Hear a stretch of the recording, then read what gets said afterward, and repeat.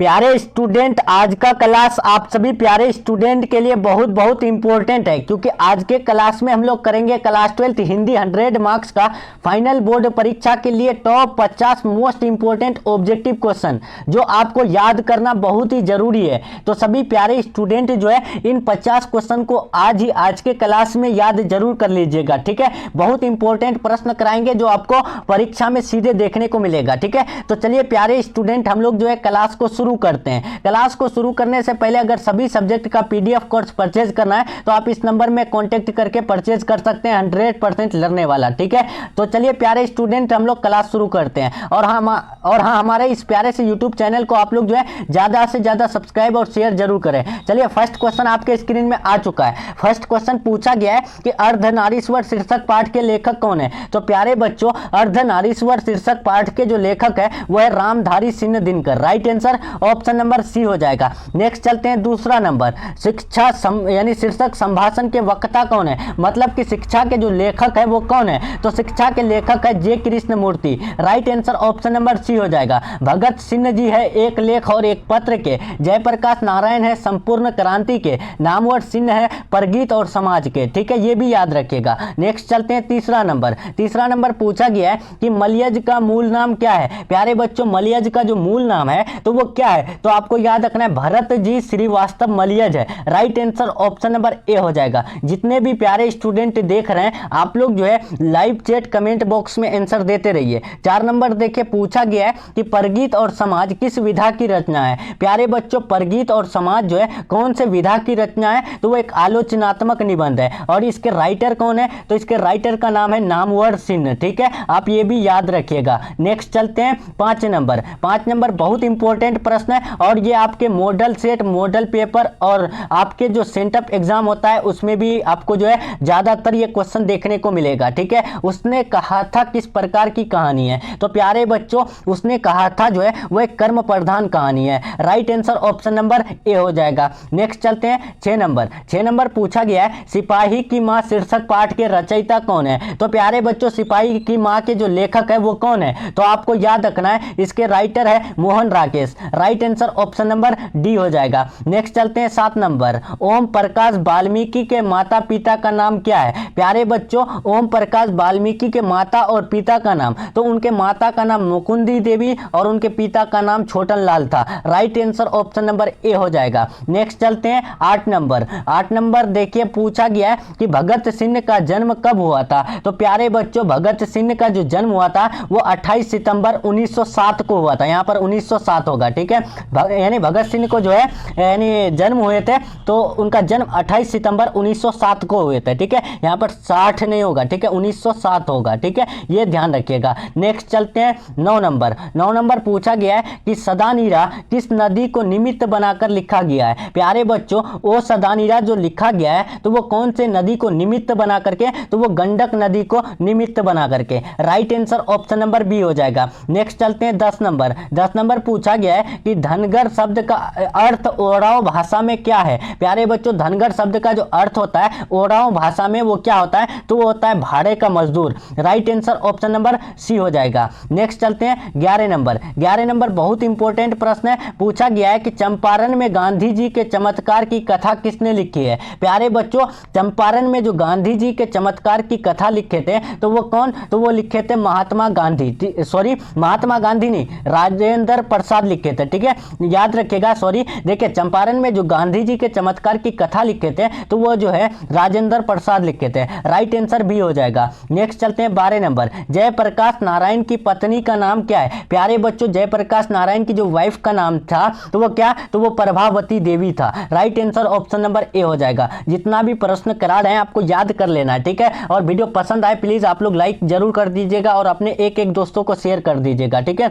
कड़बक शीर्षक कविता किसने लिखा। तो प्यारे बच्चों, कड़बक शीर्षक कविता जो लिखे थे तो वो कौन, तो वो लिखे थे मलिक मोहम्मद जायसी, ठीक है। Right answer option number D हो जाएगा। नेक्स्ट चलते हैं 14 नंबर। सूरदास किस भाषा के कवि है। तो प्यारे बच्चों, सूरदास जो है वो कौन से लैंग्वेज के कवि है, तो आपको याद रखना है वो कवि है ब्रज भाषा के, ठीक है। Right answer option number B हो जाएगा। इन प्रश्नों में आप लोग जो है ना एग्जाम में ज्यादा कंफ्यूज होते हैं, ठीक है, तो आपको अभी कंफ्यूज नहीं होना है, आपको याद रखना है सूरदास जो है वो ब्रज भाषा के कवि थे। नेक्स्ट चलते हैं 15 नंबर। नंबर, छत्रसाल दशक के रचनाकार कौन है? तो प्यारे बच्चों छत्रसाल दशक के जो रचनाकार हैं वो कौन है? तो आपको याद रखना है 15 का राइट आंसर हो जाएगा option number C, Bhushan ji है। Right answer option number C हो जाएगा। नेक्स्ट चलते हैं 16 नंबर, जयशंकर प्रसाद की भाषा कौन सी थी? तो प्यारे बच्चों जयशंकर प्रसाद की जो भाषा थी वो थी खड़ी बोली हिंदी, ठीक है। Right answer option number C हो जाएगा। नेक्स्ट चलते हैं 17 नंबर। 17 नंबर पूछा गया है तुमुल कोलाहल कलह में शीर्षक कविता के कवि कौन है? प्यारे बच्चों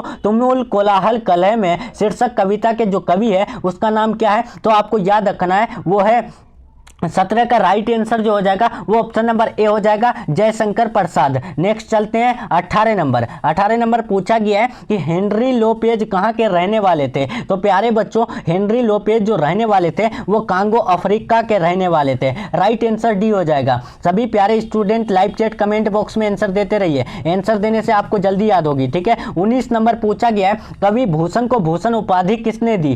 प्यारे बच्चों जो कवि भूषण है उसको जो भूषण की उपाधि दिए थे यानी इनाम पुरस्कार जो दिए थे तो वो कौन दिए थे? तो राज रुद्र शाह ने दिए थे। Right answer option number C हो जाएगा। नेक्स्ट चलते हैं 20 नंबर, अधिनायक कैसी कविता है? प्यारे बच्चों अधिनायक जो कविता है वो कैसी कविता है? तो वो व्यंग्यात्मक कविता है। Right answer option number B हो जाएगा। नेक्स्ट चलते हैं 21 नंबर। 21 बहुत इंपॉर्टेंट प्रश्न है और ये बार बार पूछा गया प्रश्न है। पूछा गया है कि झूठन के हेडमास्टर का नाम क्या है? तो प्यारे बच्चों झूठन के जो हेडमास्टर का नाम है वो है Kaliram. Right answer option number A हो जाएगा। नेक्स्ट 22 नंबर, जे कृष्ण मूर्ति किस रूप में देखे जाते हैं? तो प्यारे बच्चों जे कृष्ण मूर्ति जो है वो किस रूप में देखे जाते हैं? तो वो दूसरे बुद्ध के रूप में देखे जाते हैं। राइट आंसर सी होगा। नेक्स्ट चलते हैं 23 नंबर। 23 पूछा गया है नामवर सिंह किस पत्रिका के संपादक रहे हैं? तो प्यारे बच्चों नामवर सिंह जो है आलोचना पत्रिका के संपादक रहे हैं। Right answer option number C हो जाएगा। नेक्स्ट चलते हैं 24 नंबर, हिंदी साहित्य का सूर्य किसे कहा जाता है? तो प्यारे बच्चों आप लोग लॉजिक से लगा सकते हैं, यहाँ पर आप लोग जो है लॉजिक लगा सकते हैं। हिंदी साहित्य का सूर्य तो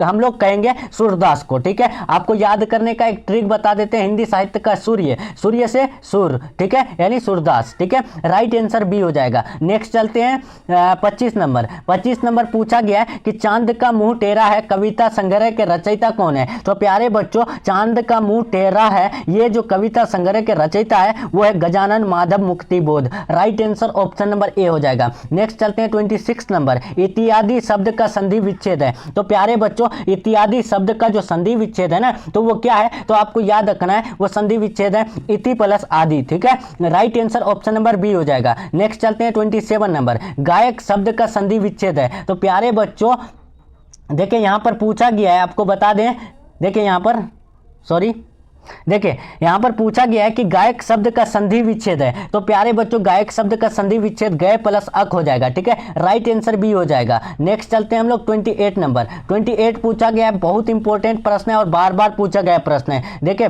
यहां पर पूछा गया है कि परमार्थ शब्द का संधि विच्छेद है। तो प्यारे बच्चों परमार्थ शब्द का संधि विच्छेद जो होता है वो परम प्लस अर्थ होता है, ठीक है। Right answer option number A हो जाएगा। नेक्स्ट चलते हैं 29 नंबर। 29 बहुत इंपॉर्टेंट प्रश्न है। पूछा गया है विद्यार्थी शब्द का संधि विच्छेद होगा। तो प्यारे बच्चों विद्यार्थी शब्द का जो संधि विच्छेद होगा वो विद्या प्लस अर्थी होगा, ठीक है। Right answer option number B हो जाएगा। नेक्स्ट चलते हैं 30 नंबर। 30 नंबर बहुत इंपॉर्टेंट प्रश्न है। पूछा गया है दुर्गम शब्द का विलोम होगा। प्यारे बच्चों दुर्गम किसको बोलते हैं? जहां जाना जो है बहुत ही कठिन हो उसे हम लोग दुर्गम कहते हैं। तो अब जहां जाना आसान हो उसे हम लोग जो कहेंगे सुगम कहेंगे, ठीक है। Right answer option number B हो जाएगा। दुर्गम का विलोम यानी उल्टा जो होता है वो सुगम होता है। नेक्स्ट चलते हैं 31 नंबर 31 नंबर कि अनुकूल शब्द का विलोम होगा। तो प्यारे बच्चों अनुकूल शब्द का जो विलोम होगा वो होगा प्रतिकूल, ठीक है। Right answer option number A हो जाएगा। नेक्स्ट चलते हैं 32 नंबर, आरोही शब्द का विलोम होगा। तो प्यारे बच्चों आरोही शब्द का जो उल्टा होगा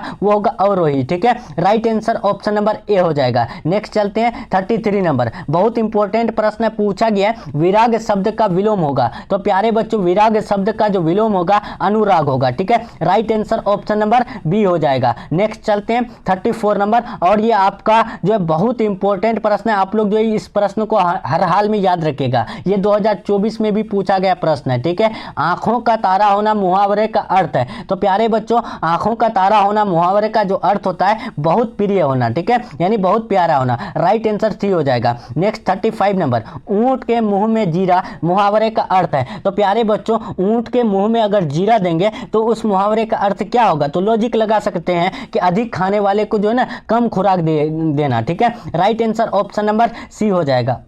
नेक्स्ट चलते हैं 36 नंबर, कान काटना मुहावरे का अर्थ है, कान कटना होगा। ठीक है, कान कटना मुहावरे का अर्थ क्या होगा? तो आपको याद रखना है मूर्ख होना मतलब बेवकूफ होना। राइट आंसर सी हो जाएगा। नेक्स्ट 37 नंबर, घी के दिए जलाना मुहावरे का अर्थ है। तो प्यारे बच्चों, घी के दिए जलाना मुहावरे का जो अर्थ होता है प्रसन्नता व्यक्त करना मतलब कि खुशी को जाहिर करना। राइट आंसर बी हो जाएगा। नेक्स्ट 38 नंबर, नगर शब्द का विशेषण होगा। तो प्यारे बच्चों, नगर शब्द का विशेषण जो होगा वो होगा क्या? नागरिक। ठीक है, राइट आंसर ऑप्शन नंबर 38 का जो हो जाएगा ऑप्शन नंबर बी हो जाएगा। नेक्स्ट चलते हैं, नेक्स्ट हम लोग 39 नंबर, रंग शब्द का विशेषण होगा। तो प्यारे बच्चों, रंग शब्द का विशेषण क्या होगा? तो आपको याद रखना है रंगीन हो जाएगा। Right answer option number C. Next चलते हैं 40 नंबर, पत्थर शब्द का विशेषण होगा। तो प्यारे बच्चों, पत्थर शब्द का विशेषण जो होगा वो पत्थरीला हो जाएगा। Right answer option number B हो जाएगा। नेक्स्ट चलते हैं 41 नंबर, भारत शब्द का विशेषण होगा। तो प्यारे बच्चों, भारत का जो विशेषण हो जाएगा, विशेषण यानी एडजेक्टिव को बोलते हैं। ठीक है, जिसको हम लोग जो है ना विशेषण बोलते हैं हिंदी में। तो भारत शब्द का विशेषण हो जाएगा भारतीय। ठीक है, right answer option number A हो जाएगा। नेक्स्ट चलते हैं 42 नंबर, जीव जंतु कौन सा समास है? तो प्यारे बच्चों, जीव जंतु जो समास है वो कौन सा समास है? तो आपको याद रखना है वो जो समास है वो है द्वंद्व समास। Right answer option number D हो जाएगा। नेक्स्ट चलते हैं 43 नंबर, नीलांबर कौन सा समास है? प्यारे बच्चों, नीलांबर शब्द देखिए, समास से आपको जो है ना 10 से 12 नंबर का क्वेश्चन पूछे जाते हैं, तो आप याद जरूर रखिएगा। ठीक है, यहां पर पूछा गया नीलांबर शब्द कौन सा समास है? तो वो कर्मधारय समास है। ठीक है, right answer option number A हो जाएगा। नेक्स्ट चलते हैं, भरपेट शब्द कौन सा समास है? तो आपको याद रखना है भरपेट शब्द जो समास है वो अवयवी भाव समास है। ठीक है, right answer option number B हो जाएगा। नेक्स्ट चलते हैं 45 नंबर, चीड़ी मार शब्द कौन समास है? प्यारे बच्चों, समास का ये जो आपको 5 प्रश्न आज करा रहे हैं, इससे आप मेरा जो है 100% वादा लीजिए, आपको यहाँ से 3 यानी क्वेश्चन आपको जो है पूछे जाएंगे। ठीक है, तो इन 3 प्रश्नों को आप लोग याद कर लीजिएगा। चीड़ी मार कौन सा समास है? तो आपको याद रखना है तत्पुरुष समास है। ठीक है, नेक्स्ट चलते हैं 46 नंबर, सभा शब्द कौन सा लिंग है? तो सभा जो लिंग है तो वो कौन सा? सभा किसको बोलते हैं? भीड़ को बोलते हैं। तो भीड़ शब्द क्या है? तो आपको याद रखना है 46 का हो जाएगा ऑप्शन नंबर बी, स्त्रीलिंग। नेक्स्ट चलते हैं 47, जल शब्द कौन लिंग है? जल यानी पानी जो है वो कौन सा लिंग है? तो आपको याद रखना है प्यारे स्टूडेंट, पानी जो है वो एक पुल्लिंग है। ठीक है, right answer option number A हो जाएगा। नेक्स्ट चलते हैं 48 नंबर, दल शब्द कौन लिंग है? दल जो शब्द है वो ये कौन सा लिंग है? तो आपको याद रखना है वो है पुल्लिंग। ठीक है, इसका right answer option number A हो जाएगा। नेक्स्ट चलते हैं 49 नंबर, क्या पूछा गया? रुमाल शब्द कौन सा लिंग है? तो प्यारे बच्चों, रुमाल शब्द जो लिंग है वो कौन सा लिंग है? तो वो पुल्लिंग लिंग है। ठीक है, इसका right answer option number A हो जाएगा। चलते हैं लास्ट क्वेश्चन आज का 50 नंबर, पूछा गया है कि उपवन शब्द में उपसर्ग है। जल्दी से जल्दी सभी प्यारे स्टूडेंट जो है इसका आंसर फटाफट से कमेंट बॉक्स में दीजिए। ठीक है, और आप चैनल से नए जुड़ रहे हैं, चैनल को सब्सक्राइब जरूर कर लीजिए। ठीक है, और वीडियो पसंद आया लाइक करके शेयर कर दीजिएगा। ठीक है, और 50 में आप लोग कितना सही किए ये भी बताइएगा। तो उपवन शब्द में कौन सा उपसर्ग है? तो आपको याद रखना है उपवन शब्द में जो उपसर्ग हो जाएगा वो ऑप्शन नंबर बी हो जाएगा। ठीक है, इसका right answer option number B हो जाएगा। तो चलिए प्यारे स्टूडेंट, हम लोग का क्लास यहीं तक रहने वाला है। क्लास कैसा लगा कमेंट में जरूर बताइएगा, और आप लोग पीडीएफ नोट्स के लिए इस नंबर में कांटेक्ट कर लीजिएगा। नंबर है 73, देखिए 7366865888। इस नंबर में आप लोग कॉल मैसेज कीजिएगा, आपको पीडीएफ कोर्स मिल जाएगा। ठीक है, तो चलिए मिलते हैं नेक्स्ट क्लास में नेक्स्ट टॉपिक के साथ। तब तक के लिए अपना ख्याल रखें, अपना स्टडी जारी रखें। Take care, thanks for watching.